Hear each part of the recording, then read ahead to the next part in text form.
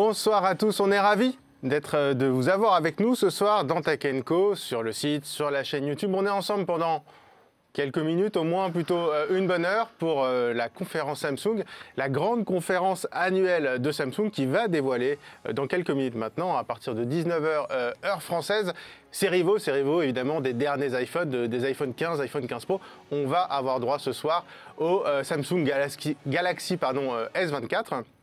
Et pour nous accompagner ce soir, on a avec nous Sylvain Trinel. Salut Sylvain. Salut Raphaël, heureux d'être là. Bah écoute, je suis ravi que tu sois avec nous. Alors c'est une première, hein, parce que tu as rejoint l'équipe de Tech & Co il y a pas si longtemps que ça, il y a quelques jours. Donc voilà, un petit baptême du feu. Bon, avec Samsung, il y a pire quand même. Oui, c'est vrai, effectivement, on aurait pu avoir pire. Ouais. Donc tu es avec nous hein, pendant, a priori, selon les rumeurs, bon, on imagine que ce sera une petite heure si on mise comme celle de l'année dernière, donc une heure avec Samsung. Donc pour nous dévoiler sa nouvelle gamme de smartphones, évidemment les S24, mais on n'attend pas que les S24, puisqu'on va a priori, un peu comme tous les géants de la tech, nous parler d'intelligence artificielle. C'est la grosse nouveauté cette année chez Samsung, c'est l'intégration a priori de multiples outils d'intelligence artificielle au sein de sa gamme Samsung. Et puis il y aura évidemment d'autres produits. J'imagine, Sylvain, on attend quoi d'autre? Forcément les montres de ce côté-là. Et puis surtout, on va attendre Samsung du côté de la beauté. C'est quelque chose qu'on a un petit peu vu pendant le CES. La beauté, ça va être, je pense, un des axes de développement des principaux fabricants de smartphones pour amener en fait des consommateurs qui ne sont pas consommateurs de beauté forcément vers un terrain sur lequel... Alors quand tu dis beauté, ça va être les bagues par exemple, ou je ne sais pas, des colliers ou quelque chose comme ça. Tu vois. Bague, c'est beauté / santé aussi. Voilà, effectivement. Alors c'est là où les montres... Il n'y a pas que l'effet esthétique. Oui, voilà, les montres entrent en jeu là-dedans, mais effectivement, moi, dans la beauté en tout cas, je retiens ce qu'on a vu au CES, et les bagues étaient présentes. On a vu notamment avec Melinda, et qui nous avait fait une démo. Et là, je pense que Samsung est un peu attendu au tournant, parce que évidemment, quand on pense à Samsung, on pense à la Corée, et la Corée est très friand de tout ce qui est beauté. C'est un marqueur social, hein, la beauté en Corée, donc je serais très étonné de ne pas voir cette partie-là dans cette conférence. Alors Samsung qui est sud-coréen évidemment, mais enfin qui va titiller quand même son meilleur ennemi, Apple, puisque cette conférence, elle est retransmise en direct de San José, hein, au SAP Center. Alors c'est un stade de 18 000 places, donc a priori, ils vont avoir de la place. Voilà, petit stade. L'année dernière, ils avaient fait du San Francisco, si je ne dis pas de bêtises, pour le S23. Donc cette année, c'est San José. Alors pour ceux qui ne connaissent Apple, San José, c'est encore du Apple. Il n'y a pas que San Francisco, parce que San José, c'est là où on avait, pendant de longues années, il n'y a pas si longtemps que ça, et encore récemment, la WWDC d'Apple. Oui. La conférence développeur d'Apple, c'était à San José. On y était d'ailleurs il n'y a pas si longtemps que ça. Donc, c'est vraiment Samsung, la Corée du Sud, sur les terres d'Apple. Alors, vous êtes déjà super nombreux sur le live YouTube, hein, vous êtes déjà 450 presque. Donc vraiment, merci de nous suivre sur Tech & Co. On est ensemble pour suivre tout ce live et la présentation de ces nouveaux Galaxy S24 et des annonces IA, des annonces peut-être d'une bague connectée, évidemment de la montre. Alors, en général, ça va ensemble. Et donc, vous êtes nombreux. N'hésitez pas, on est là aussi pour ça. N'hésitez pas à nous poser toutes vos questions sur cette nouvelle gamme de smartphones. La conférence de Samsung, c'est tout de suite, 19h, il est 19h01, c'est parti. La vidéo est lancée du côté aussi de chez Samsung. Et on a donc le premier plan, donc depuis le stade SAP Center de San José, pour suivre donc, cette nouvelle conférence Samsung. Bon alors, sur les premières images, a priori, il n'y aura pas 18 000 personnes non plus. Non, a priori, non. La scène semble être à peu près au milieu. Mais ça fait quand même un bel écran, voilà. Et puis, on est quand même assez content de voir quand même ces événements revenir. Comme on dit, je déteste ce mot présentiel. Oui, c'est ça. Ouais. Mais franchement, ça fait du bien. C'est pas nouveau. Maintenant, ça fait quelques conférences chez Apple aussi. Bon, maintenant, il y a un peu un mix d'ailleurs. Hein. C'est ça, Apple, ils font un peu les deux, ça dépend de la période. Ouais. Et puis surtout, on n'en a pas vraiment parlé, mais Samsung arrive avec ses S24 avec est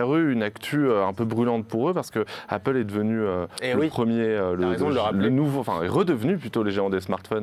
Oui, mais c'est la première fois de l'histoire qu'Apple est premier vendeur de smartphones au monde devant Samsung. Voilà. Ça faisait, je crois, 10 ans. Oui, c'est ça, 13 ans. Ça faisait 10 ans. Alors, ça faisait 10 ans que Samsung était premier, et il y a 10 ans, je crois, ou peut-être il y a 13 ans, mais je crois que c'était 10 ans, Nokia était premier. Voilà. Oh là là, donc il y a 10 ans, je crois que Samsung est passé devant Nokia.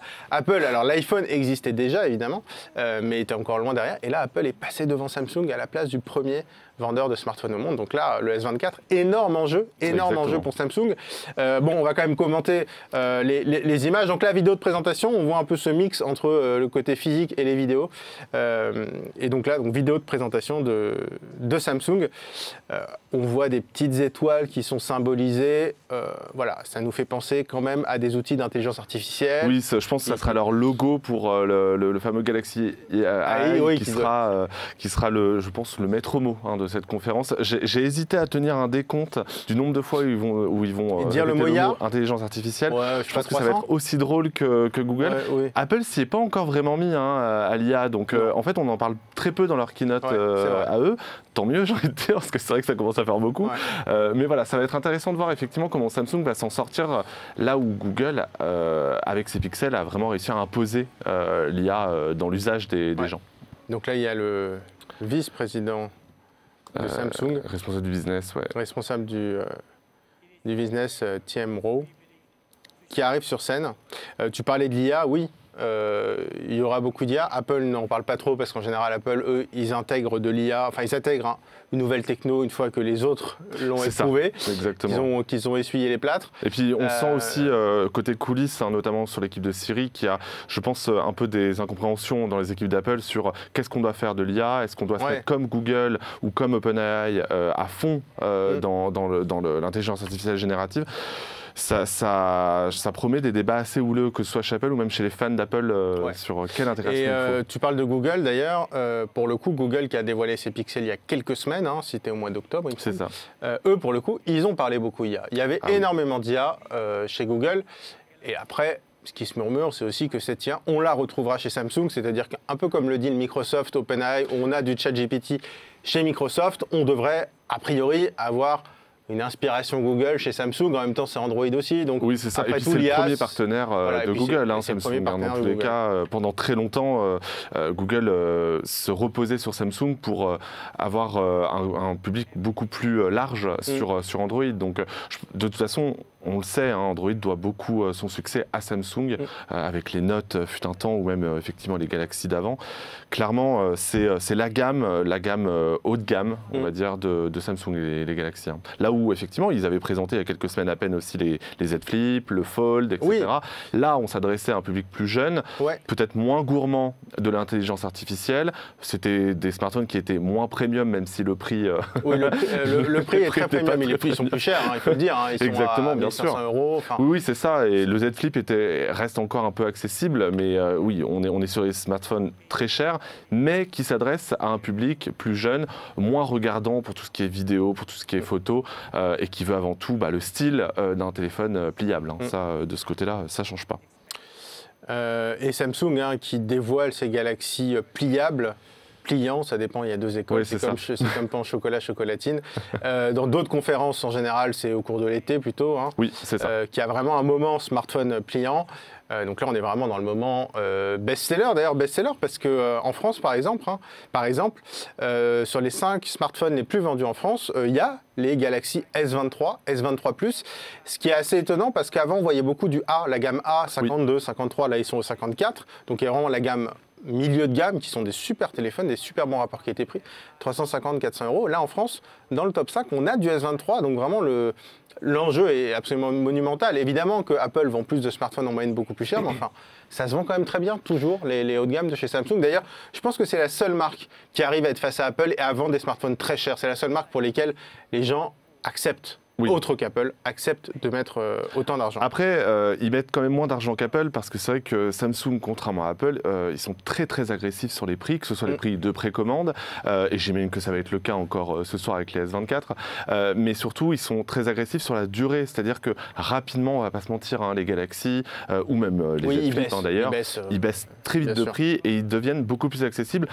Et du coup, on se pose la question, quel est l'intérêt de la gamme A alors qu'on peut avoir pour quelques...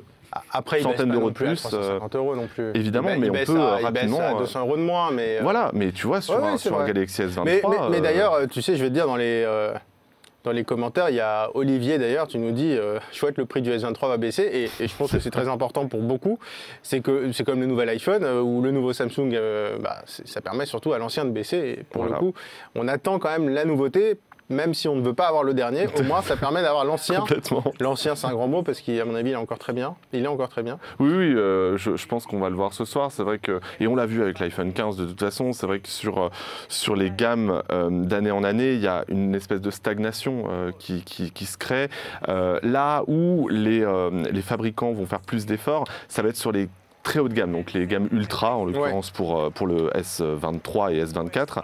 La première annonce voilà, d'ailleurs. On attendait, pour tout vous dire, il y avait un peu de blabla au début, donc on se permettait de commenter. Première annonce très importante, 7 ans de mise à jour. Oui, 7 ans de mise à jour, de sécurité et Android.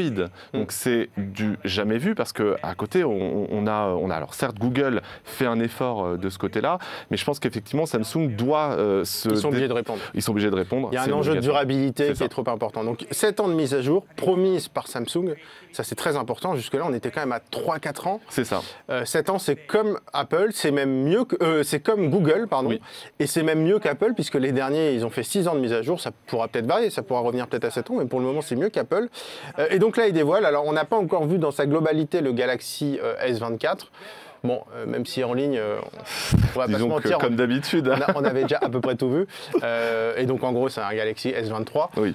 Esthétiquement, on va pas se mentir, mais c'est pas pour ça qu'il n'y aura pas des choses intéressantes à raconter. Hein. Ah bah le voilà. Ah bah le voilà. L'Ultra, du coup, j'imagine. J'imagine, vu le nombre d'appareils photo. Et il y a le stylet. Façon Galaxy Note, feu Galaxy Note. C'est ça. Enfin, feu. Oui, non, c'était qui nous a quitté de sa belle mort, on va dire ça comme ça. Sans mauvais jeu de mots d'ailleurs, oui, pour les historiques. Et donc voilà, le Galaxy S24 Ultra avec le stylet. C'est le joyau de la couronne. 5 appareils photo. Voilà, qui est en face de l'iPhone 15 Pro Max. C'est ça. Complètement. Mais il en faut de toute façon. Le succès des Pro Max chez Apple a montré qu'il y avait un public pour ces téléphones très haut de gamme et même pas forcément du côté des professionnels parce qu'on se dit bah oui mais qui va mettre ce prix-là, qui a besoin d'autant de choses. Et ben alors certes ça va. Tout le monde n'a pas besoin de l'ensemble des technologies disponibles dans un Galaxy S24 Ultra, mais il y a un public et je pense que c'est ce côté aussi où tu es certain d'avoir un téléphone qui va te durer vraiment longtemps. C'est un téléphone future-proof, davantage que le S24 classique probablement. Les amis sur le chat, vous nous dites qu'il y a les S24 qui sont déjà en préco chez Samsung. Alors j'ai pas la mise à jour moi encore sur mon... Je suis sur le Samsung.fr. Mais c'est une habitude. Hein, mais c'est une habitude, pour tout vous dire. C'est vrai qu'en général, chez Apple, ça arrive à la fin de la conf. Samsung, en général, ils mettent tout au début de la conf. J'avoue que je pige pas trop la stratégie, mais bon, c'est pas grave. Ce qu'on attend, c'est aussi de comprendre leur stratégie et puis d'avoir un peu les explications. Donc, les premières annonces. Donc, on a vu le S24 Ultra, je commente maintenant. On va commander maintenant les images en temps réel parce que je pense que c'est aussi ce qu'attendent ceux qui nous regardent. Avec la première fonction d'intelligence artificielle intégrée, l'assistant d'appel qui va permettre en fait de te faire parler un peu toutes les langues. C'est-à-dire que tu appelles quelqu'un qui parle une autre langue. Par exemple, avant de partir en voyage, tu appelles, je sais pas, un service client ou un hôtel en Espagne ou j'en sais rien. Et ça va traduire en temps réel ce que tu racontes. Oui, là, ils rejoignent Google qui propose effectivement la même chose sur les pixels. Ça paraissait assez logique que Samsung s'y mette. Et je pense qu'on sous-estime beaucoup cette fonctionnalité. D'ailleurs, Apple n'est absolument pas présent. Donc, je pense que vraiment, ça peut permettre d'ouvrir énormément de portes à pas mal de gens qui ne maîtrisent pas toutes les langues, en fait. Ne serait-ce même que l'anglais. Hein. C'est pas une langue qui est très maîtrisée en France, par exemple, ou même dans d'autres pays. Et là, avoir ce genre de fonctionnalité, c'est assez dingue, en vérité. Et ça fonctionne, d'ailleurs, parce que moi-même, je l'ai testé sur un Pixel il n'y a pas très longtemps. Oui, ça fonctionne et ça fonctionne très bien. Après, c'est toujours un peu la question qu'on se pose, c'est là, anglais vers une autre langue vers anglais. Bon, ça passe. A priori, ça passe. Maintenant, ce qui est plus difficile, c'est que les autres langues fonctionnent entre elles. Oui. Français, espagnol déjà, français, italien, italien, espagnol. Ça va encore parce que c'est des langues à peu près, mais dès qu'on passe sur les langues asiatiques par exemple, tu vois, ou même sur de l'allemand, c'est tu vois, il monte le polonais. Bon, le polonais, enfin voilà, c'est vrai, il y a moins de gens qui le parlent, donc j'imagine que les bases d'entraînement, les données d'entraînement sont aussi peut-être moins nombreuses, donc voilà, il faudra guetter, on va dire, l'efficacité, tout ça. Et Monte Cristo qui nous dit « Je crains l'autonomie du S24 ». Alors, Le S22 n'était pas terrible en autonomie. Le S23, c'était beaucoup mieux. Pourquoi? Parce qu'ils ont renoncé à l'Exynos, qui était la puce maison Samsung, pour mettre du Qualcomm partout. Avant, le Qualcomm, c'était que aux États-Unis. Et il se trouve qu'officiellement, c'est censé être la même prestation. En fait, non. Dans les faits, l'Exynos, voilà. c'est quand même moins bien parce qu'il est moins autonome. Et donc, on avait des S22 qui étaient autonomes aux États-Unis, pas très endurants en Europe. Les S23, ils ont mis du Qualcomm partout, tout le monde était content, donc maintenant, a priori, enfin, s'il reste sur la lancée du S23, si on a du Qualcomm partout... Voilà, il ne devrait pas y avoir de problème, c'est la grande question, et je pense qu'il va y avoir des surprises de ce côté-là, et les tests qui auront lieu dans les prochaines semaines seront assez décisifs du côté de l'autonomie, parce que c'est bien beau de proposer un téléphone avec beaucoup d'intelligence artificielle, avec un bel écran, de belles prestations au niveau des photos, mais si s'éteint, c'est un peu dommage. Si s'éteint, c'est beaucoup plus... Alors là, j'enchaîne sur une autre fonction, bon, pour le coup un peu plus classique, donc c'est de la traduction écrite, avec donc une dictée vocale, donc retranscription vocale, puis ensuite traduction, donc typiquement par SMS. Alors c'est utile aussi, donc ça permet d'envoyer des SMS, on écrit un SMS en français, on coche la langue qu'on souhaite et il part en espagnol, en allemand, en polonais. Et là encore très utile quand on part en vacances, lorsqu'il faut contacter un hôtel ou un autre sur des sites spécialisés. Ça se fait souvent par SMS et là, forcément directement dans la langue de l'autre. C'est probablement la fonction la plus intéressante, en tout cas, de toutes ces possibilités de traduction via l'IA. La question que je me pose quand même, je pense que tu n'as pas la réponse, mais là il nous parle de l'IA, de ces nouvelles fonctions IA, on est dans la catégorie S24 Ultra. Ouais, c'est ça. Voilà. J'ose imaginer que ce sera dispo aussi sur les S24 classiques, voire, c'est une mise à jour logicielle, voire peut-être sur les S23, c'est-à-dire rétroactivement. Mais voilà, à quel point Samsung fera un effort en fait disons, parce que en fait c'est ça le problème, c'est que Apple a toujours joué le jeu de il y a plusieurs gammes donc vous n'avez pas accès à toutes les fonctionnalités. Samsung est généralement un peu plus généreux, quitte à brouiller un peu le message et le système de gamme de ces différents smartphones Galaxy et en offrant trop de choses aux gens qui veulent dépenser le moins possible. C'est le risque de moins vendre sur les téléphones les plus chers. Ouais. On l'a vu avec le Pixel. Oui, non, mais je suis d'accord, mais enfin, ne pas mettre la nouvelle fonction phare sur le nouveau téléphone phare, voilà. Après, franchement, je n'ai vraiment pas l'information, donc j'imagine, mais comme ils montrent tout ça dans la séquence ultra, j'espère qu'ils vont le... Ou alors j'ai peut-être loupé un élément, mais je crois pas. Non, là ils sont effectivement toujours sur l'ultra. Et d'ailleurs, on voit qu'ils mettent en avant les messages RCS, évidemment, pour rappeler que ça serait bien que les nouveaux SMS arrivent partout. C'est toujours bon de le rappeler. On nous dit Google Keyboard fait depuis longtemps de la traduction. Bon, après, c'est vrai que si on veut faire de la traduction écrite, par Google, par les outils Google, on peut le faire. Moi, ce que je trouve plus sympa, c'est les appels, parce que là, pour le coup, il faut que ce soit disponible sur le terminal, puisque quand on appelle, on peut pas utiliser un outil tiers. Enfin, c'est plus compliqué. Donc là, c'est sympa aussi l'écrit, mais c'est vrai qu'on peut le faire de façon plus artisanale ou en utilisant des outils Google. Et puis surtout, là, c'est directement intégré, en fait, aux outils de base. Oui, c'est plus simple. On a tendance à se dire, mais en fait, on va juste installer un nouveau clavier. Oui, mais en vrai...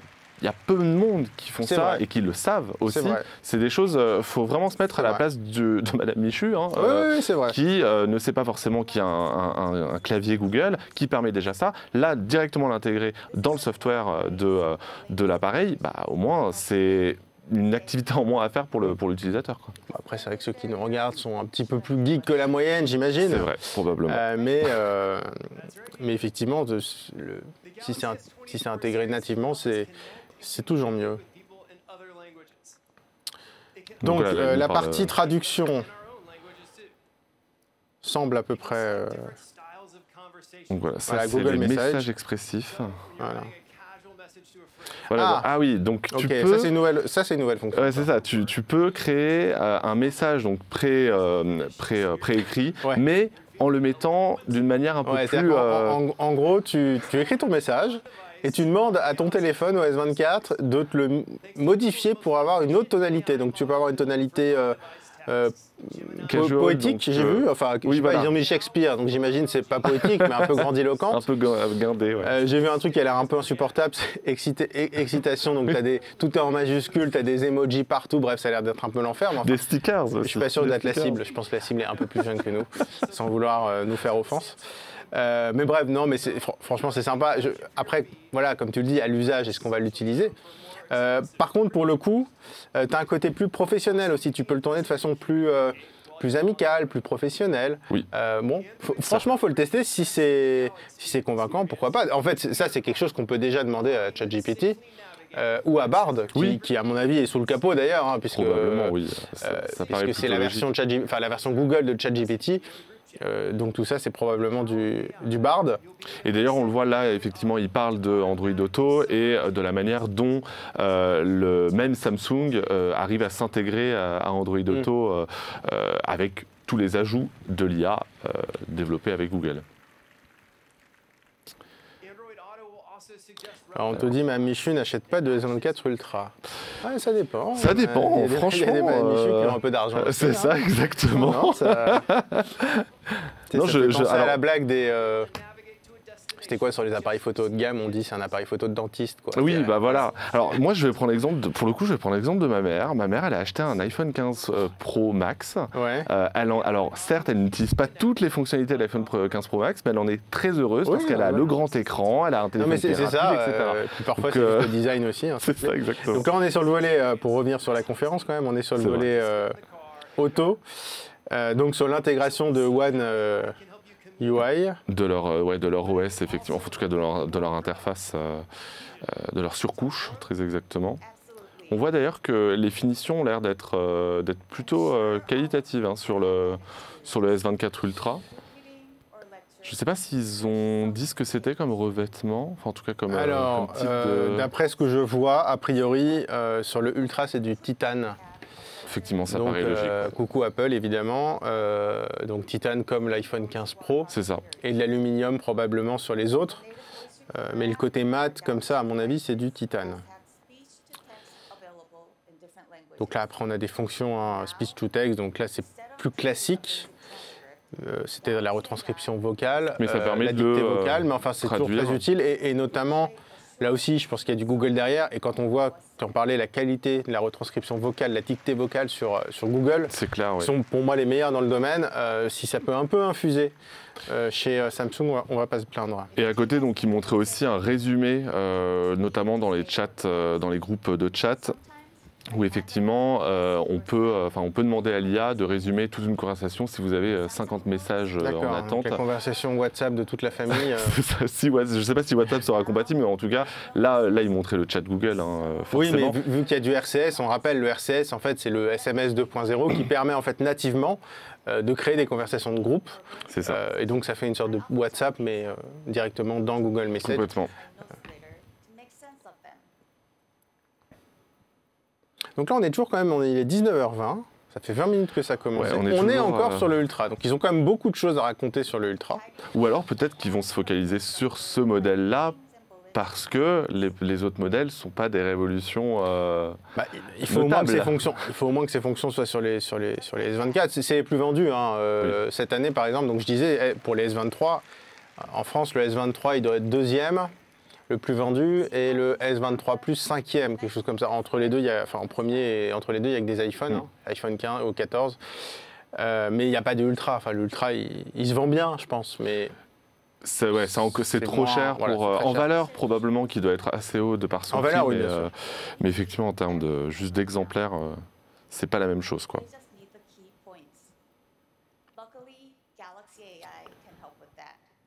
Donc on voit qu'ils insistent beaucoup sur le Galaxy AI, alors que ça reste... c'est Google derrière, donc je pense qu'ils essayent un peu d'apporter un mot sur une technologie qui ne leur appartienne pas, mais voilà, c'est du marketing, hein. Forcément, il faut infuser dans l'esprit des gens que certes, ce n'est pas Samsung qui a inventé tout ce qu'il y a derrière, mais ils peuvent quand même mettre un mot dessus pour le rentrer dans le langage commun. Alors, du coup, ça s'est mis à jour chez moi. Le site de Samsung, donc du coup, vous pouvez évidemment y aller. Il y a tout sur le site de Samsung aussi, comme ça, si en parallèle, vous voulez un peu regarder les prix notamment parce qu'il y a les prix qui vous intéressent sûrement. Le S24, à partir... Alors j'enlève, je ne parle pas des promos. Après, Oui. on pourra parler des promos, mais je vous donne vraiment les prix bruts théoriques, même si avec les promos, vous pourrez en général les avoir un peu moins chers. 950 €. Pour le 128 Go, c'est ça? Pour le 200... Ah non, à partir de 899 €, pardon, pour le 128 et 959 pour le 256. Donc en gros, à partir de 899 € pour le S24. Donc un peu moins cher que l'iPhone 15 qui est à 969 €. Le S24 Plus, il est à partir de 1169 €. Donc déjà, on grimpe un petit peu. Ouais. Et le Ultra, il est à 1469 €. Voilà. On est quasiment au prix du 15 Pro Max, qui est à 10 € de plus. Voilà. Donc 1469 €. À chaque fois, je parle des premiers prix. Bon, c'est déjà pas mal. On a, et puis c'est le modèle 1 Tera qui reste sous les 2000 €. Le 1 Tera, il est à semble-t-il. 1829 €. Par contre, donc si vous voulez le S24 Ultra à 1469 €, c'est la version 256 Go. Évidemment, ils font quand même pas l'affront de nous proposer du 128 Go. Non, c'est ça, voilà. Surtout sur un Ultra, ce serait quand même dommage, effectivement. qu'on a la date de sortie Après, sur le site de Samsung, il y a des réductions. Je crois qu'ils doublent le stockage pour certains modèles. Il y a pas, j'ai l'impression qu'il y a moins d'offres groupées, notamment avec une montre, avec des choses comme ça. Il faudrait peut-être voir chez les opérateurs. Après voilà, faut aller comparer évidemment les offres. Hein. Nous on vous donne les prix théoriques parce que c'est le plus simple pour les comparer et de vous faire une bonne idée. Après évidemment, il y a des offres un peu partout, notamment chez Samsung. Ils sont assez offensifs. Puis il y a une coque Paris 2024 qui est offerte, attention. Ah oui, c'est vrai que Samsung est effectivement partenaire Ils de sont Paris partenaires 2024. de Paris 2024, donc vous avez une coque Paris 2024 offerte. Ça franchement, c'est game changer. On a d'ailleurs que, comme les années passées, d'une manière générale, leurs smartphones annoncés l'an dernier, il y a des couleurs aussi de coque qui sont exclusives aussi de Samsung. Donc après, bon, c'est une question de goût. Hein, à vous de voir effectivement celle que vous voulez absolument avoir entre vos mains. Bon, on a fait un petit point prix, parce que c'est important, et qui sont disponibles, donc on va quand même pas attendre qu'ils avancent à leur rythme. Nous, on a les infos, donc on va vous les donner, évidemment, on vous les donne. Effectivement, du coup, hein, le S24 est bien en... le S24 est bien en aluminium. D'accord. Et le S24 Ultra est bien en titane, donc comme l'iPhone 15 Pro. Ok. Donc là, on voit Google qui s'est installé sur scène, parce que forcément, c'est leur IA derrière en fait. Hein, donc, exactement. Donc là, on revient à la conférence. Niveau produit, c'était un peu plus calme. Là, ils parlent vraiment de leur deal avec Google, donc pour les intégrations d'outils d'IA. Donc en fait, c'est ce qu'on se disait évidemment. En fait, vous avez du Google Bard, voilà. Donc c'est du Gemini, très exactement. Oui, du Gemini. C'est ça, exactement. Donc ce qui assure effectivement tout ce que l'on a déjà vu sur le Pixel. Oui. Et de toute façon, on le disait en introduction de ce live, c'est que c'est une obligation pour Samsung de se rapprocher de ce que fait Google, parce que le Pixel, je pense que tu vois, ce qui montre que Apple est repassé devant Samsung, c'est parce que Samsung s'est probablement fait un peu cannibaliser des ventes par Google et ses pixels, qui ont été un succès retentissant en cette fin d'année. Déjà parce que c'était pas si cher que ça, on s'attendait à pire. Et ils ont été très agressifs sur les offres de précommande. Donc les gens se sont plutôt tournés là-dessus, vers ces pixels. Et n'ont pas attendu le renouvellement annuel de Samsung qui a de toute façon souvent lieu en tout début d'année. Donc c'est un problème, je pense. Ouais. Donc, il Pixel faut et Google qui va quand même mollo sur la commercialisation. Les produits sont super. Enfin, je pense qu'on est tous d'accord pour dire qu'on adore ces smartphones. Après, en termes de pub et tout, ça reste assez discret. Alors, est-ce qu'ils veulent y aller à leur rythme? Est-ce qu'ils ne veulent pas aussi froisser leurs partenaires? Puisque c'est un cas particulier où les concurrents sont les partenaires. C'est-à-dire que sur les smartphones, ils sont concurrents, mais ils sont évidemment partenaires sur le software. Bon, ça, on le saura peut-être un jour. Oui, peut-être. Mais le jour où Samsung divorcera avec Google, on saura probablement tout. Les deux, de toute façon, doivent se tenir la main. C'est une obligation pour leur propre survie dans le milieu des smartphones. Hein. Sans Samsung, il n'y a pas Android. Sans Google, il n'y a pas Samsung. Hein. Voilà, c'est une réalité. Et je pense qu'ils se le rendent bien. Chacun a un peu son moment dans l'année. La fin de l'année pour Google, le début d'année pour Samsung, en tout cas sur les modèles haut de gamme. voilà, après il faudra voir effectivement à quel point les Galaxy S24 arrivent à se rapprocher de ce que font les Pixels. Et on le voit d'ailleurs avec toujours les outils Google. On va pouvoir là, en l'occurrence, utiliser Google Lens qui permet de par exemple, reconnaître une plante ou un animal ou un objet. Ça faisait partie des grosses pubs de fin d'année. Je ne sais pas si tu te souviens, avec la coriandre qui était prise en photo. Clivante. Qui est très clivante, effectivement. Je regarde en même temps parce qu'il montre aussi des outils justement d'amélioration de photos sur le site dont ils vont parler à la conf, qui ressemblent à du Google Lens d'ailleurs. Oui. Justement. Enfin, pas d'amélioration de recherche d'images, donc là, justement, c'est ce qu'il montre. L'idée, c'est comme Google Lens, ou avec du Google Lens, de pouvoir rechercher un élément. Tu vois, je sais pas, tu prends en photo un sac, il va te reconnaître, en principe, la marque et le produit, et t'indiquer comment l'acheter. Okay. Donc c'est vrai qu'on a tendance à l'oublier, et là ils en parlent d'ailleurs dans cette conférence, c'est que c'est la puissance de l'onglet shopping de Google aux États-Unis. C'est beaucoup moins présent dans l'habitude des gens en Europe, mais clairement la recherche shopping et même voyage de Google aux États-Unis, c'est quelque chose d'assez dingue. Vraiment, il y a énormément de choses qui sont faites là-dedans. C'est pas pour rien d'ailleurs que Google a souvent été pointé du doigt pour ses pratiques anticoncurrentielles sur ce secteur-là. Mais vraiment, c'est très important pour Google que toute cette partie-là soit mise en avant chez ses partenaires et même sur ses propres smartphones. On le voit là d'ailleurs, hein. C'est au cœur de cette conférence, en tout cas de ce segment de conférence. Exactement, donc c'est ce qui est expliqué sur scène, hein, c'est qu'on voit des photos sur les réseaux sociaux qui ne sont pas taguées avec les marques, le grand drame de notre époque. Eh oui, effectivement. Et donc on peut faire une recherche.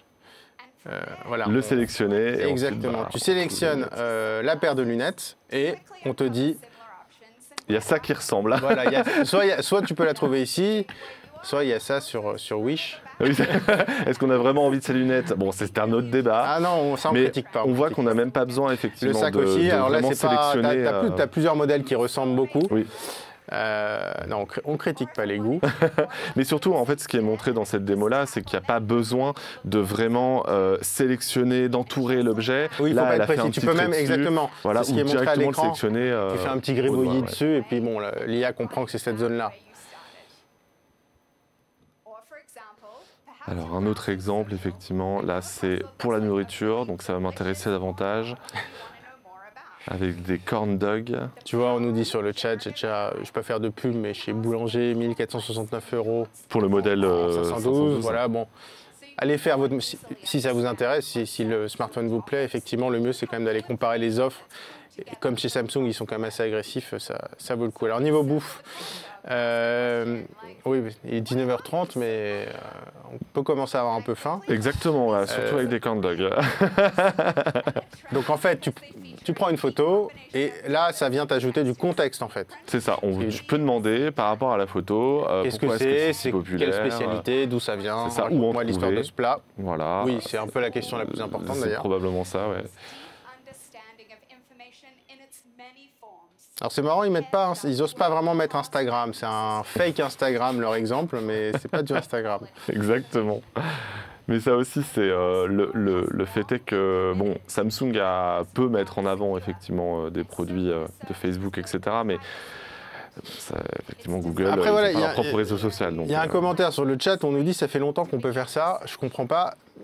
Comme tu disais, Sylvain, en fait, maintenant, c'est intégré, donc c'est plus accessible. Et en fait, ça va donner l'idée à des gens qui ne l'utilisaient pas de l'utiliser. Sur le principe, je suis tout à fait d'accord avec vous. Google Lens, c'est un outil qui existe depuis des années. Maintenant, c'est une question d'intégration. C'est comment, à quel point c'est simple d'activer la fonction. Mais je suis d'accord avec vous, là-dessus, c'est pas là-dessus qu'il va y avoir une révolution. Non, ça c'est clair. Alors là, on nous montre une nouvelle démo. Donc, toujours probablement basé sur la recherche d'objets, de nourriture ou de lieux. Donc là, via les SMS.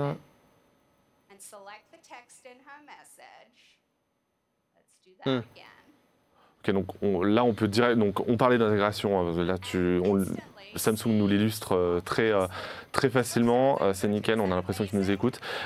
Donc voilà, cette intégration, elle est importante, elle n'est pas liée à une appli, c'est directement dans l'application de SMS de votre smartphone. Et donc, vous pouvez voir directement via SMS, retrouver l'adresse et aussi poser des questions au moteur de recherche pour savoir effectivement où à Camden Market il y a des corn dogs, en l'occurrence pour revenir là-dessus. Je pense d'ailleurs savoir de quel magasin il parle, parce que j'y suis allé il y a quelques temps. D'accord, tu nous laisseras la ref. Exactement. Ouais, en fait, c'est vraiment de la recherche multimodale. Enfin, c'est mélanger de la recherche écrite avec de l'image. C'est ça un peu la nouveauté de l'IA, mais qui était déjà effectivement sur Google Lens. C'est mélanger de la recherche texte avec de l'image pour que l'IA comprenne ce qu'on recherche. Oui, voilà. c'est ça. Avec du Google Maps aussi, voilà. C'est vraiment aller utiliser toutes les ressources pour répondre à un besoin qui n'est pas un besoin juste textuel, c'est-à-dire où trouver un restaurant de corn dog à Camden, à Londres. Non, c'est je vois du corn dog, pardon. Ouais, c'est ça. Je dis je suis à Londres, voilà. C'est ça. Débrouille-toi. Et puis même voilà, partir d'un simple SMS qui en parle rapidement pour vite retrouver sa réponse. Enfin, en vrai, c'est probablement ça la recherche du futur.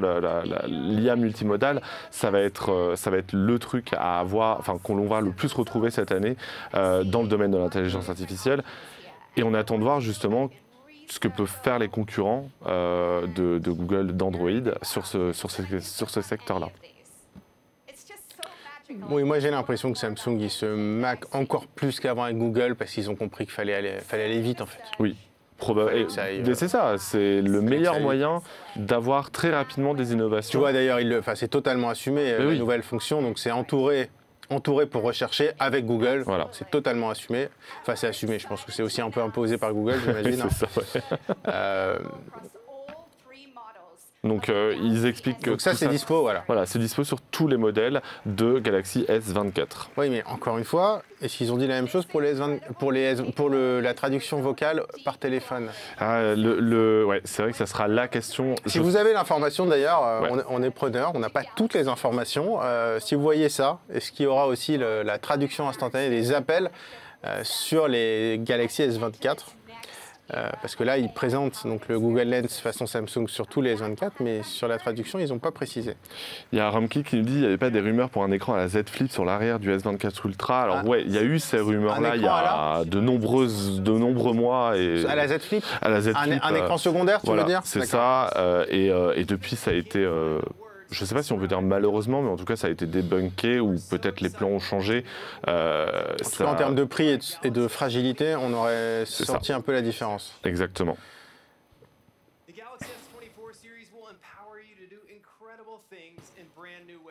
En tout cas, la dame a l'air très heureuse d'avoir un Galaxy S24 Ultra. Ah oui. Alors voilà, ça aussi, c'est le message qu'il faut mettre en avant en 2024. C'est IA, sécurité, on va évidemment avoir très probablement un peu d'écologie aussi. Forcément, là ils expliquent que oui, il y a de l'IA, mais vous pouvez à tout moment faire en sorte de contrôler les données qui sont envoyées à l'IA, parce que forcément l'IA, de par juste la nature, elle se gloutonne de ce que vous faites. Donc visiblement, en tout cas sur les téléphones Samsung, vous avez cette possibilité-là de gérer ce qu'elle peut emmagasiner comme information. Vous pouvez aussi faire en sorte que telle application ne soit pas utilisée par l'intelligence artificielle. On pense notamment à la caméra, etc. Ils montraient quelques exemples. La sécurité et la gestion des données, c'est un message que ne peut pas forcément mettre en avant Google pour la présentation de ses pixels, mais que Samsung peut faire parce qu'ils ont leur surcouche. Et en même temps, même ça reste Google derrière, hein, donc ne vous faites pas avoir. Ils ont besoin de toute façon de vos données pour construire leur IA et d'une manière générale votre expérience au sein de l'OS. Hein. Ils n'ont pas encore parlé de Galaxy Rings, RomKit. Effectivement, là, on est toujours sur les smartphones. Il y a un truc qui m'inquiète. Je suis sur la page du Galaxy S24. Ah, si. L'assistant retranscription. Et aussi sur le modèle de base. En tout cas, elle est sur la page du S24 et S24+. Il y a une page S24 et S24+, une page S24 Ultra. Il nous parle de l'assistant retranscription, traduction instantanée. Attends, il y a un petit 2. Il y a une petite note de bas de page que je vais essayer de trouver, parce que la page est très longue. Voilà, petit 2. A priori, c'est bon. A priori, c'est dispo sur tous les S24. Bonne nouvelle. Toutes les fonctions IA qu'on a vues, a priori, ça semble être dispo sur toutes les versions. Là, on passe à la partie créative de la conférence Samsung, avec la mise en avant du S24 Ultra, évidemment, puisque forcément, c'est un téléphone aussi pour les professionnels. Et donc, ils mettent en avant notamment le capteur qui est aidé par le Pro Visual Engine, très exactement, et donc par l'intelligence artificielle pour améliorer les photos que l'on va prendre au cours de sa vie. Là, on voit effectivement, il montre un exemple effectivement sur j'attendais justement l'exemple pour en parler. C'est super intéressant parce que l'un des avantages du Pixel 8, c'était la manière dont il pouvait améliorer sensiblement les photos, que ce soit, et pas simplement juste un œil fermé qui devient ouvert. On avait vraiment une vraie amélioration via l'intelligence artificielle. Là, il montre la partie vidéo qui peut aussi être améliorée. On voit notamment grâce à des super zooms liés au capteur que l'on peut sensiblement améliorer la netteté de la vidéo prise au smartphone. Ça va être aussi intéressant de voir à quel point on peut modifier la vidéo prise ou la photo via les outils habituels que sont Photoshop, etc. Je me permets, je ne sais pas si tu as vu, zoom x5, zoom optique x5, c'est moins que l'année dernière. Hein. C'est moins que l'année dernière. On est repassé un peu en arrière là. Si vous allez voir sur le site de Tech & Co, vous pouvez voir que du côté de Samsung, on assume complètement ce choix-là en disant que ça ne change rien. Parce que de toute façon, il y a toujours ce capteur ultra grand angle qui est performant et qui vient, on va dire, un peu ajouter voilà. Donc c'est un zoom numérique par intelligence artificielle. Maintenant, il faudra voir sur pièce. C'est ça. Est-ce que le zoom sera aussi bon? Et tu fais très bien de préciser ça, puisque maintenant qu'on est bien avancé dans la conférence, je me permets de vous dire que sur Tech & Co, vous avez toutes les informations qui sont déjà disponibles, qui sont maintenant en ligne sur cette nouvelle gamme de S24, S24 Plus, S24 Ultra. Toutes les informations, les spécifications techniques, on va en reparler dans quelques secondes parce que j'ai une nouvelle, j'ai passé une mauvaise nouvelle, mais justement, on va revenir dessus. C'est vrai. Et notamment une prise en main déjà, une prise en main de Melinda Davansoulas qui a pu tester déjà ces Galaxy S24, S24 Plus et qui a pu tester les fonctions de retranscription d'intelligence artificielle. Elle est plutôt emballée, même si finalement elle remarque aussi qu'il y a un petit délai, notamment en français. C'est un peu plus compliqué qu'en anglais quand on veut appeler un interlocuteur et utiliser cet outil de traduction automatique par IA. Le français n'est pas aussi bon que l'anglais, il y a un petit délai de traduction. En fait, on entend l'interlocuteur et puis on a une sorte de voix off qui va nous traduire. Donc c'est pas mal. Après, ça a vocation probablement aussi à être amélioré avec des mises à jour logicielles. Et donc ce zoom optique qui est x5. Donc comme d'ailleurs, exactement comme l'iPhone 15 Pro Max. Vraiment, ils sont totalement en face. Après, on va pas se mentir, hein, les nombreuses grandiloquences des fabricants de smartphones, notamment chinois, autour des mégapixels, etc. Parfois, c'était très exagéré pour un résultat qui n'était pas si bien. Oui, le nombre de mégapixels ne fait absolument pas la qualité d'une photo. Ça fait éventuellement la différence si on veut imprimer une photo en très grand, mais on peut avoir une photo 200 mégapixels qui est, on va le dire, moche. C'est ça. Et une photo 12 mégapixels, qui était le cas sur l'iPhone il n'y a pas si longtemps, qui soit beaucoup plus belle. Tout à fait. Tout dépend du traitement de la photo derrière. Et c'est là où justement Samsung veut se mettre en avant, comme Google avant avec les Pixel 8. On le voit d'ailleurs sur la vidéo de présentation. L'objectif, en tout cas, c'est de proposer une photo qui soit la plus nette possible, qu'importe le niveau de zoom que vous allez faire sur la photo. Donc alors évidemment, encore une fois, faudra juger vraiment sur pièce parce que la prise en main n'est qu'une prise en main. Mais on voit aussi sur les tableaux, et on sait à quel point sur des tableaux de mettre les détails sont importants. Donc si on peut effectivement zoomer à n'importe quel moment, et même le modifier comme on peut le voir. Oui, c'est assez fou ce qu'on voit là. C'est ça. C'est-à-dire que tu prends une photo d'un tableau et tu peux ensuite modifier n'importe quel élément. Alors, ça veut dire aussi que les photos, mais on se dit un peu la même chose avec les pixels d'ailleurs. Bon, les photos, maintenant, on les compose. Oui. C'est de l'IA assumée. Assumé d'ailleurs, je crois qu'ils ont expliqué qu'il allait y avoir un petit marqueur quand ce sera une photo générée par intelligence artificielle. Ce sera signalé comme tel. Mais est-ce que ça, tu vois, est-ce que ça c'est toujours généré par l'intelligence artificielle? Parce que oui, on modifie la photo, on ajoute des filtres, etc. Mais est-ce que l'IA a vraiment suffisamment bossé pour qu'il y ait la petite mention modifiée, tu vois, générée avec de l'IA? À partir du moment, je pense que pour moi le critère ce sera est-ce qu'il y a des éléments générés totalement. Est-ce que c'est une modification ou vraiment un élément généré? Melinda nous dit aussi que Samsung promet des grosses améliorations en basse lumière, ça c'est bien. Parce que la basse lumière, même si maintenant ça commence vraiment à être très bien chez tout le monde, ça reste encore toujours perfectible parce que c'est beaucoup plus compliqué à gérer. Et là, l'intelligence artificielle peut faire ce que ne peut pas faire forcément le capteur en lui-même, peut améliorer l'image.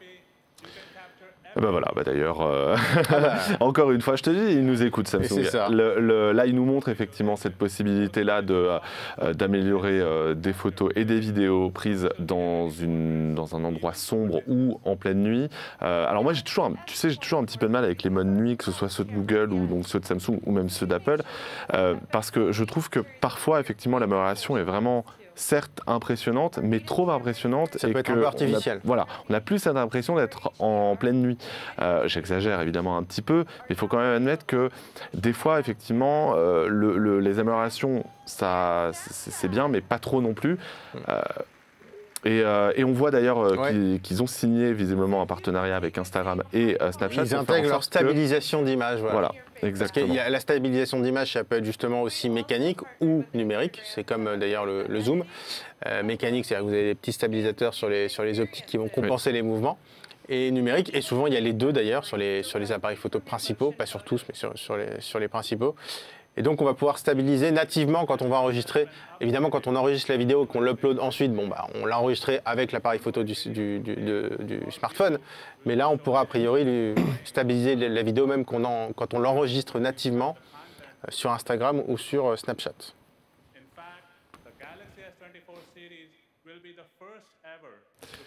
Donc là, ils viennent effectivement d'annoncer que le Galaxy S24 Ultra allait être le premier smartphone à proposer des photos avec HDR sur Instagram. Ouais. Voilà.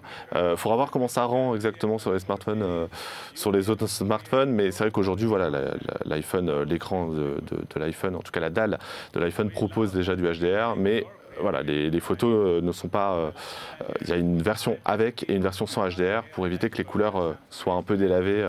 Parce qu'il faut savoir, c'est ça, c'est lorsque vous prenez une vidéo en HDR et que vous la regardez sur un téléviseur, par exemple, qui n'a pas de HDR, les couleurs sont délavées et ne rendent pas vraiment honneur à votre vidéo. Oui, il faut l'enregistrement et il faut ensuite la diffusion, la qualité de diffusion. Exactement. Donc là, il nous fait un peu un récap de ce qu'on avait déjà, en fait, des fonctions qui restent, évidemment. Et je te parlais justement au tout début de cette présentation du fait de la manière dont on allait pouvoir éditer les différentes photos et vidéos. Effectivement, c'est ce dont ils viennent de parler, avec notamment une compatibilité avec le format RAW qui a été ajouté d'ailleurs avec les précédents iPhones. Et là, il y a en plus de ça la possibilité d'éditer directement sur le téléphone avec l'intelligence artificielle, évidemment.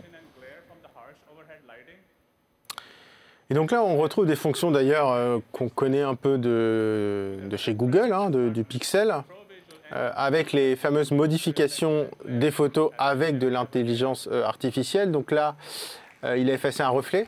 Oui, c'est ça. Donc on efface un reflet dans une vitre. Puis c'est un peu comme la gomme magique en fait de Google. Et alors là, en gros, on déplace l'image et en même temps... Et tu génères, ah oui. Voilà, ça vient générer en fait les endroits où il n'y a du coup plus de photos puisque c'est comme ce que fait Adobe avec Firefly, il me semble, c'est ça. C'est-à-dire qu'en fait l'IA va générer du contenu, vous voulez changer l'angle, donc du coup forcément dans le rectangle c'est plus la même chose. Bon là vous trichez un peu sur le saut au basket. Évidemment. Voilà. Mais bon ça pour le coup ça ressemble énormément à ce qu'il y a chez Google. Maintenant tant mieux que ça aille chez Samsung parce qu'il ne faut pas oublier que Samsung vend beaucoup plus de smartphones que Google et donc plus de monde pourra en profiter.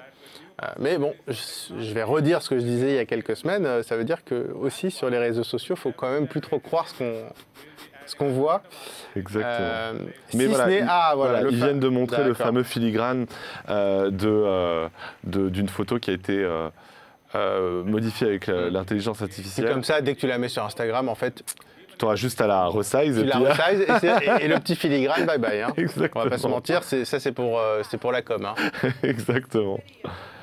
Alors là, on nous montre l'instant de slow-mo pour du slow motion, j'imagine, directement au moment où on filme la vidéo. Ah, il va créer des images pour les intercaler, pour rajouter en nombre d'images par seconde, et du coup te faire du slow motion sur une vidéo qui n'était pas enregistrée en slow motion. D'accord, je vois, ok. Donc là, tu rajoutes de l'image générée.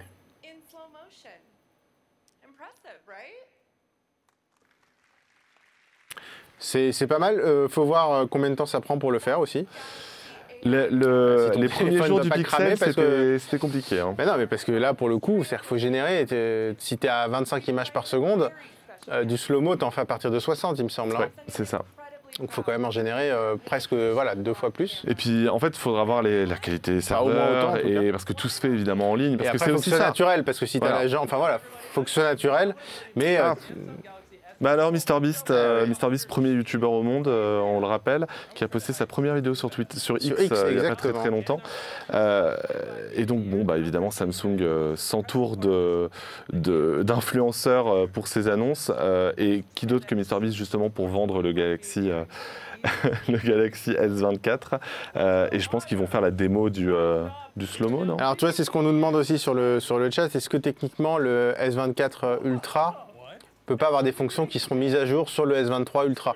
Ça dépend de la puissance de calcul, ça dépend de la stratégie marketing de Samsung aussi. Je pense qu'on le saura peut-être d'ici la fin de la conférence. Le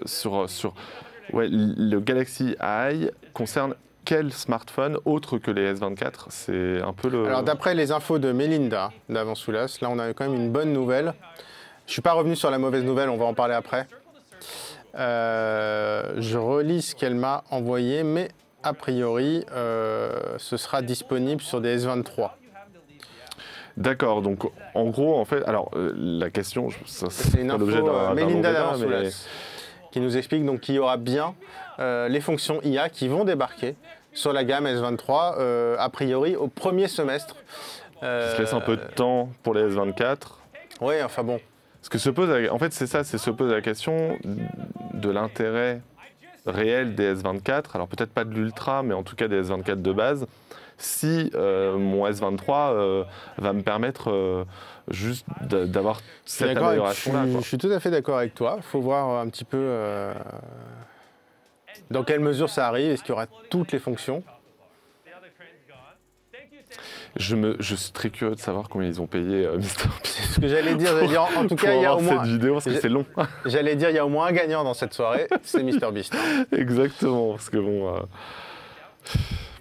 peut-être que cette vidéo serait sur la chaîne YouTube de MrBeast. On souhaite à Samsung. Voilà. Melinda qui me dit, en fait, on ne sait pas encore si toutes les fonctions seront là, mais grâce au Snapdragon Gen 2, Snapdragon 8 Gen 2, qui était quand même assez puissant, elle me dit, a priori, il y aura quand même pas mal de fonctions. Et c'est une autre question d'ailleurs du chat qui nous demande c'est quoi derrière, quel processeur, etc. Alors ça, on ne sait pas encore. Non, si, maintenant on le sait. Forcément. Maintenant on le sait puisqu'on a les papiers qui sont sortis et puis c'est même écrit d'ailleurs sur le site de Samsung. C'était ça ta mauvaise nouvelle? On va dire entre deux, c'est plus une interrogation puisqu'en fait on vous avait dit en 2020, pour le S22, en 2022 d'ailleurs, il y avait eu du Snapdragon aux États-Unis, de l'Exynos en France. Au final, l'Exynos, au terme d'autonomie, c'était pas terrible. Le S22 en France, en Europe, le S22 n'était pas terrible en termes d'autonomie, contrairement à la version US. L'année dernière, tout était en Qualcomm. C'était beaucoup mieux en autonomie. La mauvaise nouvelle, enfin, ce qui m'embête un peu, c'est qu'a priori, on repart sur du Qualcomm pour le S24 Ultra, mais qu'on repasse à du Exynos sur les S24 et S24 Plus. Alors, peut-être qu'on aura une bonne surprise. Donc c'est pour ça que je ne dis pas que c'est une mauvaise nouvelle. Les tests seront décisifs. Les tests seront très importants pour savoir, en termes d'autonomie, est-ce qu'on sera au niveau du S23 ou est-ce qu'on va revenir en arrière et revenir avec une autonomie malheureusement décevante. Donc voilà, j'aurais été plus serein avec du Qualcomm pour tout le monde, pour tout te dire. C'est vrai, l'an dernier c'était vraiment le... On était très contents, c'était la vraie bonne nouvelle. On a à nouveau de l'Exynos. Et puis c'est pour, peut-être c'est aussi pour... Parce que l'un des problèmes du S23 l'an dernier, c'est qu'ils avaient un peu bourré le message en proposant un peu tout pour tout le monde, dont le fameux Snapdragon. Mais là, en fait, en catégorisant davantage au niveau technique ces smartphones, en réservant le fameux Snapdragon aux Ultra, ça peut montrer que vous voulez vraiment un smartphone ultra performant, là, il faut raquer, quoi. D'ailleurs, je t'avoue que je suis sur le site de Samsung et ils mettent pas la marque du processeur. Ils sont malins. C'est pas très sympa. D'ailleurs, ils en parlent, justement. Est-ce qu'ils vont le citer? Est-ce qu'ils vont le citer, tiens? J'espère qu'ils vont le citer. S'ils ne le citent pas, c'est quand même pas fair play. S'ils sont malins, ils ne vont parler que du Snapdragon. Non, non, c'est pas possible. Il faut bien dire ce qu'il y a sur les S24. Non, là pour le coup, c'est malhonnête. Alors voilà, là, ils parlent forcément du jeu mobile parce que c'est aussi un des problèmes de l'Exynos, c'est que en jeu sur mobile, l'Exynos n'était pas terrible. Mais en gros, on va dire les choses clairement. L'Exynos, pour le moment, ça a toujours été moins bon que Qualcomm. Oui, tout. Complètement. Voilà. Et Melinda qui m'abreuve de très bonnes infos que je vous délivre aussitôt que je les reçois. Ah oui. Elle me dit que du Snapdragon aux US. Or, on est à San José, donc elle me dit à tous les coups, ils le diront pas. Ils parleront pas d'Exynos. Voilà. Ça, voilà. Donc il y a un piège pour les Européens. Après, peut-être qu'on aura une bonne surprise. C'est vrai mais que franchement, ça sent pas forcément... Moi, j'attendrai avant de le précommander. Voilà. Je le dis très sincèrement. Non, mais c'est vrai. Alors là, ils montrent les nouveautés pour le gaming, pour les joueurs, avec effectivement un smartphone qui va a priori moins chauffer qu'avant et dont l'évacuation de l'air chaud est optimisée. Voilà, d'ailleurs, sur le chat, on nous dit même sur la chauffe du smartphone, justement, c'est mieux du Qualcomm. Et en fait, après, est-ce que c'est un problème de composants? C'est-à-dire qu'ils n'avaient pas de Qualcomm pour tout le monde, peut-être? Mais ce serait étonnant quand même parce que c'est le plus gros client de Qualcomm, Samsung. Hein. Après, ou alors, tout simplement, voilà, ils sont peut-être arrivés au niveau de Qualcomm sur les Exynos. Je vais dire, franchement, on espère pour eux. Oui. Parce que sincèrement, si on retrouve les différences qu'on avait sur le S22, ils vont se faire exploser. Et là, on le voit avec la batterie. Donc, ils annoncent 5000 mAh pour... Ouais, mais bon, c'est pas repris. Enfin, voilà, c'est dans la moyenne de ce type de téléphone. Voilà. 2600 nits, ça c'est pas mal pour le coup, en termes de luminosité. Alors c'est le ultra, j'imagine, mais... Alors c'est des pics, hein, évidemment, c'est pas toujours à 2600 nits, parce que là, pour le coup, sinon, en batterie, je pense que votre téléphone tient à peu près 3 minutes 52. Non, c'est en pic, vous sortez, vous êtes plein soleil, vous avez votre écran qui s'adapte, c'est quand même pratique. Alors...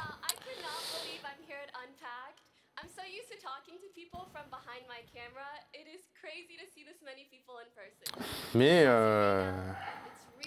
donc là, on a une nouvelle influenceuse pour nous parler, je pense, du gaming, hein, pour continuer un peu sur ce terrain-là. Oui.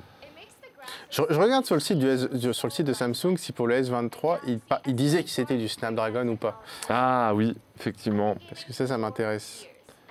Donc on rappelle que Samsung ça revient là encore, on revient bien en arrière, hein, mais ça a été le premier fabricant à faire de l'Android, à proposer Fortnite sur Android. Et oui, ils avaient même un skin exprès, etc. Je crois que c'était avec le Galaxy Note 6 dans mes souvenirs.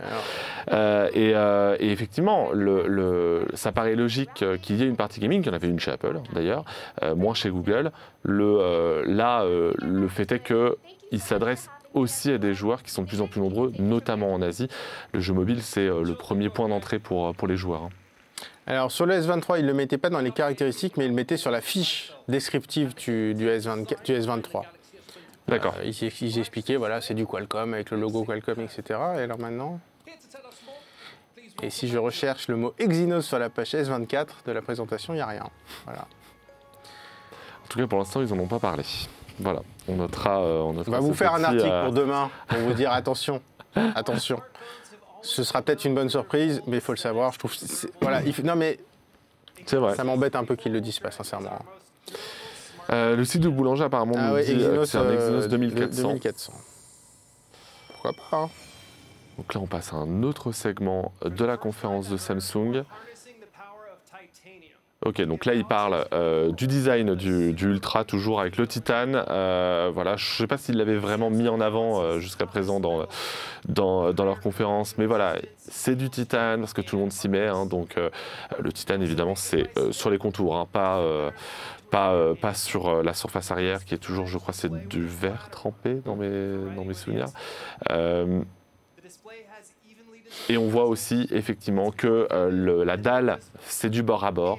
Du vrai bord à bord, peut-être. C'est peut-être une petite pique envoyée à Apple qui a toujours ces grosses bordures noires quand même sur les côtés. Là, on est sur du bord à bord vraiment impressionnant, comme beaucoup de fabricants d'Android sur Android savent le faire. Je reviens sur cette histoire de processeur parce que c'est important. J'ai quand même mis la main sur des articles qui datent de début janvier. Donc cette puce, ils l'ont présentée en octobre. On savait qu'elle risquait d'équiper, entre guillemets, certains modèles de Galaxy dans certains pays. A priori, il y a quand même des benchmarks qui sont sortis. Et la bonne nouvelle, ce serait quand même que, et Sam Mélinet nous en a parlé, a priori, il y a un système de refroidissement qui est plus performant. Donc si on a un meilleur système de refroidissement, ça veut dire que le processeur monte moins en température et donc va moins être bridé. Donc il va pouvoir avoir de meilleures performances parce qu'en fait, la limite des performances d'un Qualcomm, enfin d'un processeur, en général, c'est lié à la température. C'est ça, voilà. Complètement. Plus le smartphone chauffe, moins c'est bon pour l'autonomie. Exactement. Et donc grâce à ce nouveau système de refroidissement, ça permettrait à l'Exynos de maintenir un niveau de performance plus satisfaisant. Et a priori, il y aurait une différence dans les benchmarks qui serait de l'ordre de 3%. Voilà. Et pendant que tu es en train de nous parler du processeur, Samsung de son côté nous parle de la manière dont enfin en tout cas... solidité là. Voilà, la solidité du Galaxy S24 avec une vitre, pardon, la dernière vitre en date de Gorilla Glass. Et bon, en tout cas leur promesse vraisemblablement, c'est d'être... l'écran le plus résistant de tous les smartphones actuellement sur le marché. Faudra voir. Écoute, on a vu un iPhone réussir à tenir après une chute de 5000 mètres avec l'accident d'Airbus là. Non, de Boeing. De Boeing, pardon, pas d'Airbus, effectivement, de Boeing. Donc tout est possible, j'ai envie de te dire. Faudra voir. Donc ils remettent en avant évidemment l'Ultra. Et sur le chat, on nous dit, alors il y a plusieurs benchmarks, donc écart de 6,1%, ça commence à être un peu plus. Voilà, donc des écarts entre 3 et 8%, j'ai vu. Ouais. Donc ça, c'est sur les performances. Donc ça dépend évidemment de la méthode de refroidissement. S'il y a un bon refroidissement, le processeur peut mieux monter en performance et ne pas surchauffer. Donc ça, c'est très important. Et pour le moment, c'était l'avantage pour Qualcomm. Et puis, du coup, l'autre volet, et ça, il va vraiment falloir qu'on ait les tests, c'est l'autonomie. Voilà. Est-ce que l'Exynos sera aussi endurant que le Ça sera la grande question des tests, ouais. Vraiment, je pense que c'est une des grosses interrogations de beaucoup de consommateurs et de fans de Samsung. On a vu très rapidement qu'ils ont vite montré les autres smartphones S24 de la gamme, parce qu'ils s'étaient concentrés que sur le S24 Ultra. Et là, tu le disais, le design, on le rappelle rapidement, ressemble vraiment très largement à ceux du S23. Exactement, et on aurait dû faire un bingo juste avant le lancement de ce live, oui, parce qu'on parle écologie.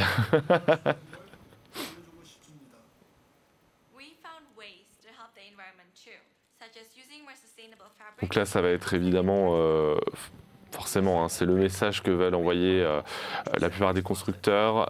On essaye de faire des smartphones net carbone, même si ce terme est très discuté. Mais c'est vrai que Samsung, on ne l'avait pas beaucoup entendu sur ce segment-là, d'une manière générale. Après, ils ont des engagements assez forts aussi, en fait. Quand tu regardes leurs rapports environnementaux, je les avais regardés un petit peu il n'y a pas si longtemps, notamment sur les extractions des métaux, etc. Ils ont des engagements assez forts qui sont, en fait, il y a des labels, il y a des certifications, notamment pour les métaux, et ils sont sur les mêmes standards qu'Apple ou que Fairphone, par exemple. C'est-à-dire, donc évidemment, sans travail forcé, enfin certification qui n'est pas de travail forcé, etc. Donc là-dessus, ils sont plutôt bons.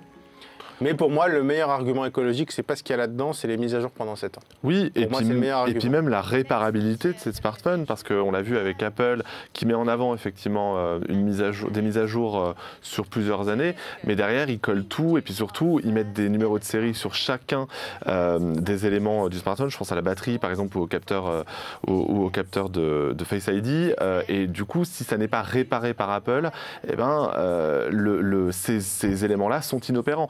Donc, il faudra voir à quel point le S24 sera réparable. Est-ce qu'on peut facilement enlever la batterie si on enlève la coque? Est-ce que tout n'est pas collé ensemble? Après, tu vois, c'est aussi une autre question. Je suis d'accord avec toi, si ce n'est que la réparabilité, pour moi, quand tu parles de réparabilité au sens indice de réparabilité, c'est en gros, est-ce que tu peux le réparer toi-même? Bon, c'est cool que des gens puissent le réparer eux-mêmes, mais moi, c'est pas ce que je conseillerais.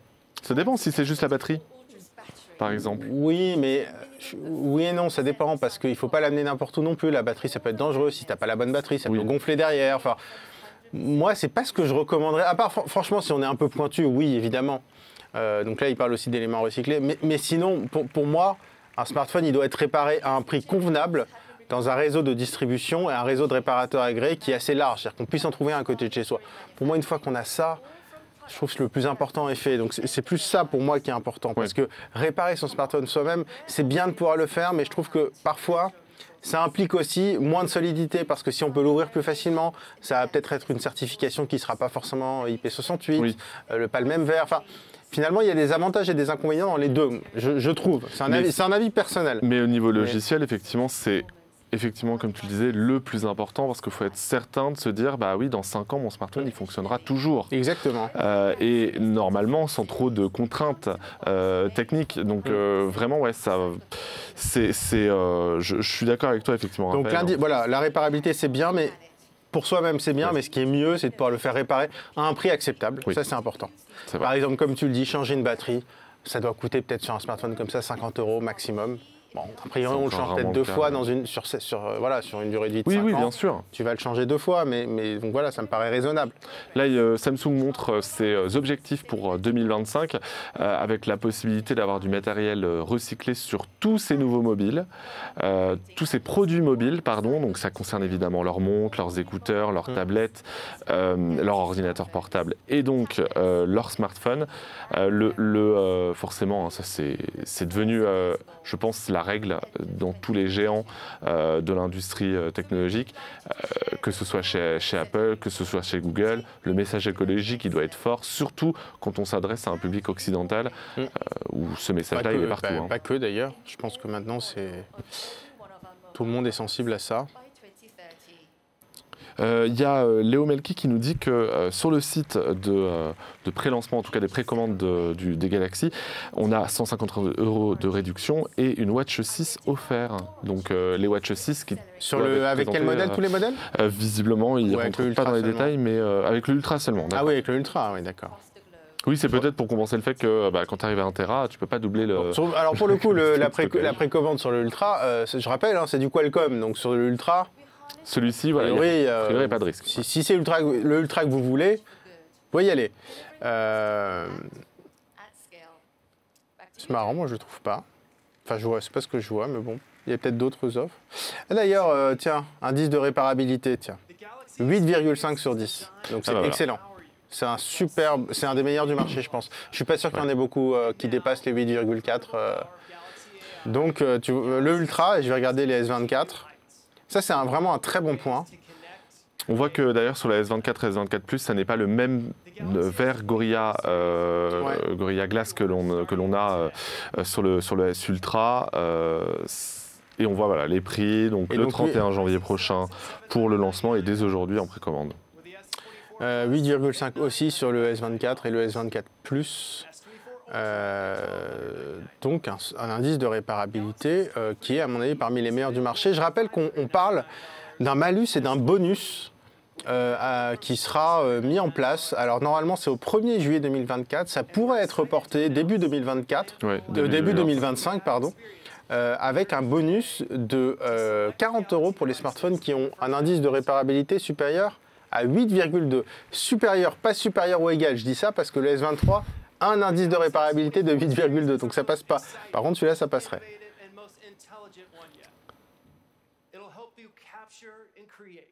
Donc là, voilà, on me dit que c'est par mail. En fait, c'est pour ceux qui s'étaient préinscrits et qui ont une offre par mail, a priori. Ah oui, Voilà. d'accord. A priori, il y a une offre, c'est- une petite récompense pour ceux qui s'étaient préinscrits. La générosité. J'avoue que je n'étais pas préinscrit, j'avais pas été jusque-là.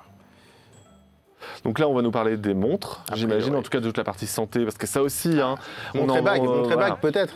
Il y a clairement un public, notamment aux États-Unis, où on partage énormément de choses avec son smartphone.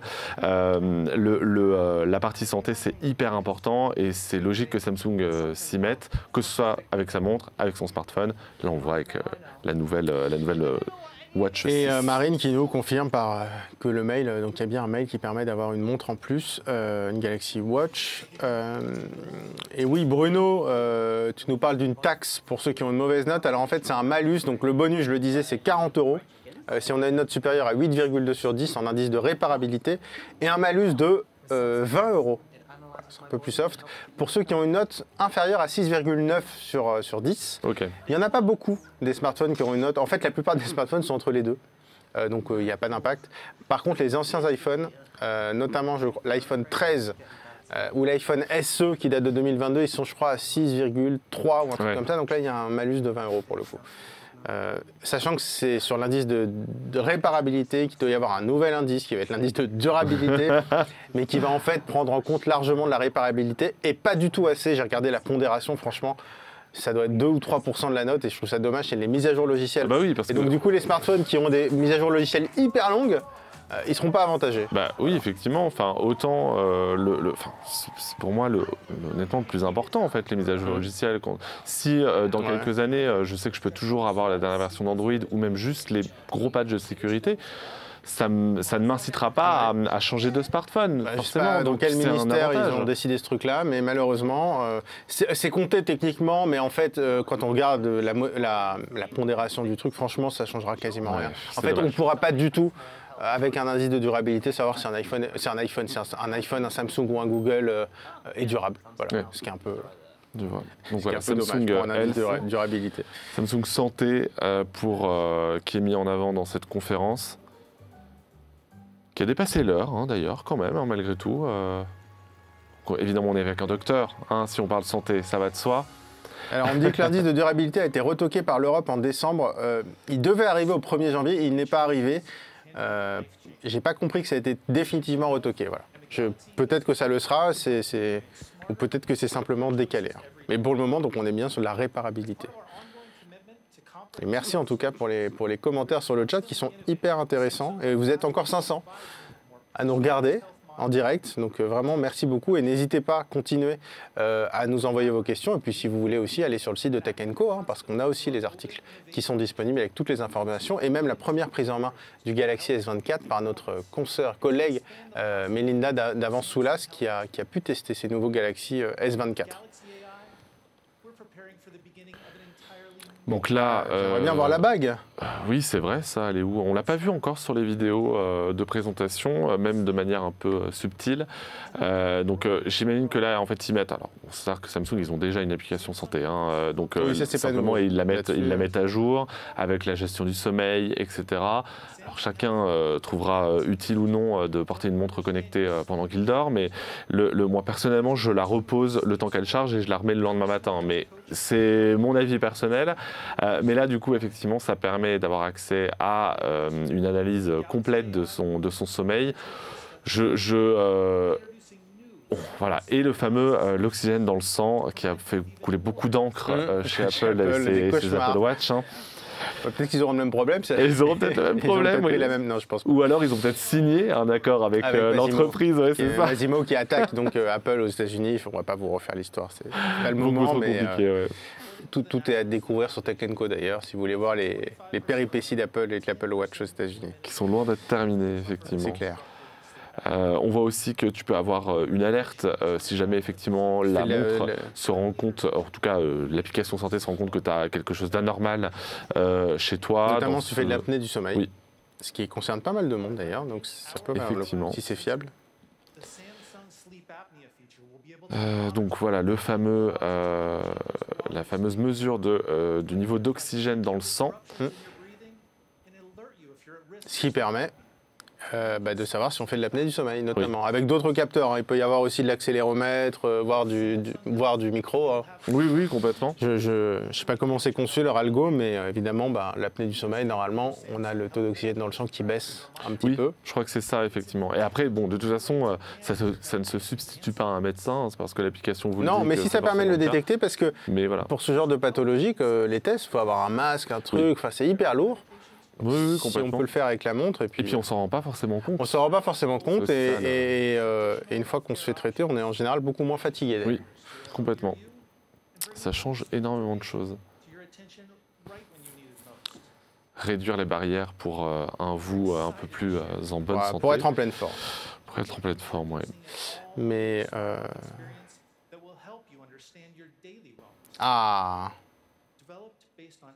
quelque chose de nouveau. Score de vitalité. Je pensais que c'était la bague. Je pensais que c'était la bague. Après, je le dis très souvent, notamment quand il s'agit d'Apple, qui fait évidemment tout un foin autour de la santé, notamment pour sa montre.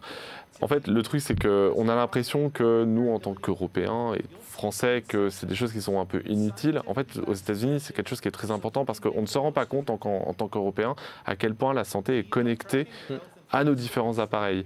Les rappels de prise de médicaments, de traitements, etc.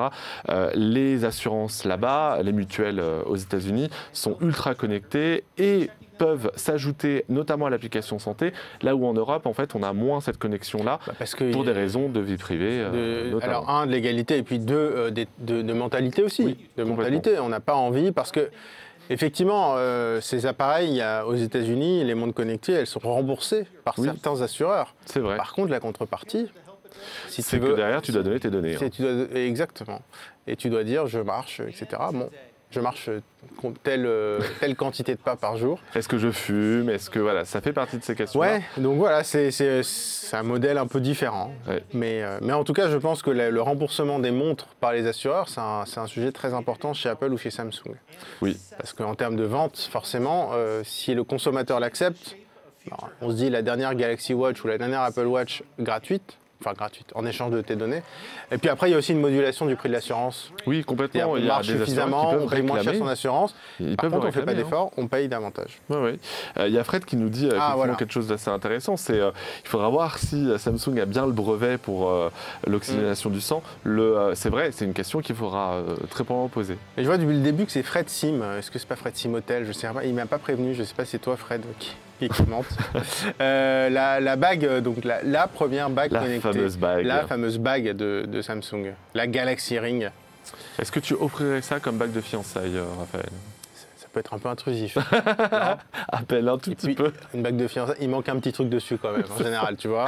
Une alliance peut-être, une bague de fiançailles, je pense que ça passerait pas du tout. Non. Bon, en tout cas, voilà, ils l'ont enfin montré. On en avait déjà vu quelques-unes au CES de Las Vegas. Ouais, il y en avait pas mal. Hein. Oui, c'est un moyen pour la beauté, en tout cas le secteur de la beauté et du bijou de s'impliquer dans la tech. On a vu L'Oréal qui a fait sa conférence au CES et qui a montré à quel point l'intelligence artificielle pouvait être utile dans le cadre notamment du maquillage que l'on peut se faire, etc., de la couleur de ses cheveux, tout ça, c'est hyper important.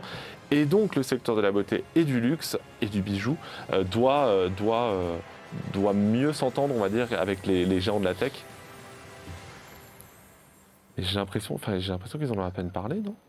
C'est cette bague. Parce que là, on arrive à la fin, non? Mais j'ai l'impression que c'est fini. Ouais, je pense que la bague, à mon avis, ils en ont à peine parlé. C'est assez bizarre. Oui, alors on vous le confirme.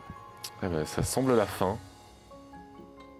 On vous le confirme, c'est terminé. Donc, c'est avec cette bague connectée, mais on n'a pas eu beaucoup de... Alors là, Ah non, donc c'était pas Fred Simotel, d'ailleurs, c'est un autre Fred qui nous écrivait.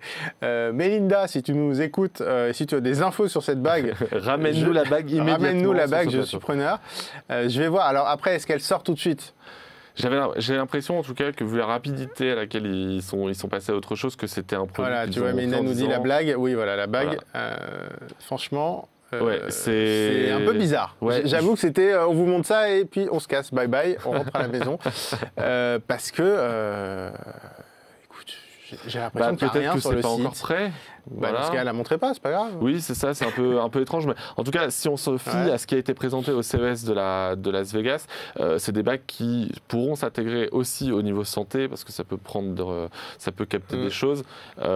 Et après, ça peut aussi être utilisé pour, j'imagine, peut-être, je sais pas, peut-être lancer des photos ou tu vois ce En tout cas, voilà, Melinda nous le confirme. Elle n'a pas vu cette bague, elle n'est pas au courant de l'existence de cette bague. Donc on sait qu'elle existe, mais franchement, on ne sait pas à quoi elle va servir, quand est-ce qu'elle va sortir, à quel prix, voilà. Un peu curieux de la part de Samsung. Après, voilà, ce sera un nouveau produit Samsung qui devrait arriver. J'espère qu'ils en diront plus rapidement. Sylvain, on se fait un petit récap des produits annoncés. C'est-à-dire en fait des Samsung S24 Ultra. Hein. Voilà, c'est ça. Donc 3 modèles. Je me charge de rappeler les choses un peu entre guillemets basiques. Les prix. Samsung Galaxy S24 à partir de 899 €. Le S24 Plus à partir de 1169 €. Les deux sont en aluminium. On a le Galaxy S24 Ultra qui sort à 1469 €. Il est en titane. Alors lui, évidemment, il a un S Pen. C'était un peu l'héritier du Samsung Galaxy Note. Oui. Et puis, il y a l'intelligence artificielle. Voilà, c'est le pour tous les sujet. Pour tous les S24. Pour tous les S24 et même les S23 au printemps 2024. Et pour répondre à la question, je crois, de Xavier, on est sur du Wi-Fi 6E. D'accord, pas de Wi-Fi 7.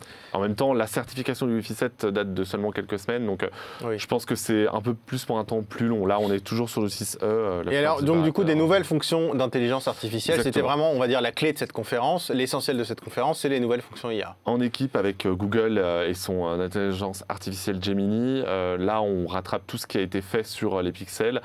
Samsung rattrape son retard, entre guillemets, notamment sur la gestion des photos, des vidéos, aussi la traduction des messages, le fait aussi qu'on peut résumer une conversation sur Google SMS. Voilà, c'est tout un tas de petites améliorations. Donc la grosse nouveauté, je trouve, en IA, alors on a évidemment la photo avec des fonctions qui rappellent celle de Google, par exemple, alors carrément vous déplacez, si vous sautez pour mettre un panier de basket et puis vous placez un peu plus haut que ce que vous étiez en réalité, et puis ça va, on va dire, combler le reste de l'image, vos anciennes positions. Ça va générer des photos, générer des images, un cadre différent. Donc vous pouvez vraiment un peu modifier vos photos. Après, il y a des modifications plus basiques. Par exemple, supprimer un flou, supprimer un reflet dans une fenêtre qui est derrière vous. Donc ça, c'est des nouvelles fonctions d'intelligence artificielle liées à la photo qu'on connaissait un peu chez Google, qui sont maintenant disponibles chez Samsung. Tu le disais, l'outil de traduction, notamment sur les appels, c'est-à-dire que vous allez pouvoir passer un appel et puis l'intelligence artificielle va traduire ce que vous allez dire en temps réel. Vous choisissez la langue et votre interlocuteur va entendre une autre version de ce que vous racontez dans une langue étrangère. La recherche contextuelle, alors là, c'est le fameux entouré pour chercher qui rappelle Google Lens. Et donc, tu le disais, l'intégration de Gemini, donc l'IA de Google, Gemini Nano, qui est un peu le chat GPT de Google, qui est d'ailleurs le chat GPT de Google, et donc qui va vous permettre de rédiger des SMS, de les modifier un petit peu, de leur demander demander le même texte, mais avec un style enjoué, un style professionnel, etc. Et donc ça, c'est des petites fonctions qui arrivent aussi chez Samsung.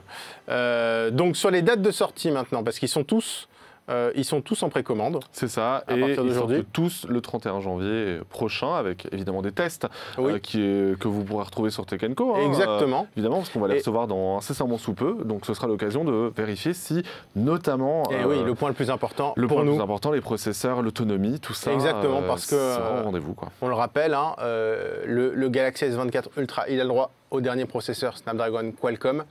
Les S24 et les S24 Plus, eux, c'est de l'Exynos, c'est le 2400, c'est ça, si je ne dis pas de bêtises. Oui, c'est ça. Donc le processeur maison de Samsung qui, par le passé, l'année dernière, les S23, c'était que du Qualcomm, par le passé, c'était montré un peu moins endurant et un peu moins efficace, donc peut-être une bonne surprise.